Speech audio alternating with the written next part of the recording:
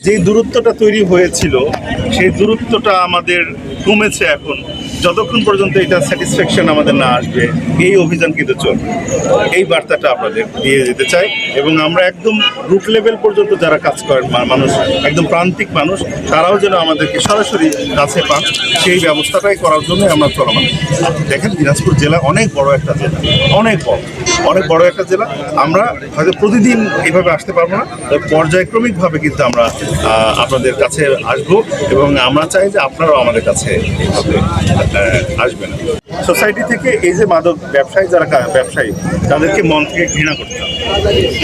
এটা যদি আপনি পারেন, এটা তো আমাদের সোসাইটি থেকে এই যে যত খারাপ কাজ, ধরেন এই যে দুর্নীতি বলেন, তারপরে এই যে মাদক কারবারি বলেন, যারা শিশু নারী নির্যাতনকারী বলেন, চাঁদাবাজি বলেন, তারপরে অসাধু ব্যবসায়ীর যে কার্যক্রম, এদেরকে যদি আপনারা সমাজের ভেতর থেকে যদি আমরা যদি ঘৃণা করতে না পারি বা এদেরকে যদি আমরা মানে অ্যাপ্রিসিয়েট না করি, আস্তে আস্তে কিন্তু এগুলো কমতে থাকে।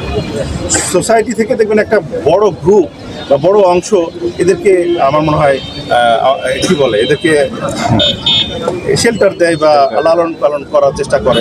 এই কাজগুলো করবেন। সমাজের একটা প্রান্তিক মানুষ সে না বুঝে অনেক সময় তাদেরকে হয়তো দেখা গেল তাদেরকে আশ্রয় প্রশ্রয় দিচ্ছে।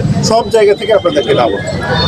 হ্যাঁ, আপনারা বলেছেন আমাদের এখানে মাননীয় এমপি মহোদয় এই মাদকের ব্যাপারে জিরো টলারেন্স বা মাদকের বিরুদ্ধে বারবার কথা বলছেন। এটা আমাদেরকে মাননীয় এমপি মহোদয় নির্দেশনা দিয়েছেন, যেমন সরকারের একদম উচ্চ পর্যায় থেকে আমাদেরকে বলা হচ্ছে মাদক এবং জুয়া এবং এই যে নারী নির্যাতনকারী যারা, তাদের বিরুদ্ধে কঠোর হাতে এদেরকে দমন করতে হবে। চাঁদাবাজি যারা করছে তাদেরকে কঠোর হস্তে দমন করতে হবে।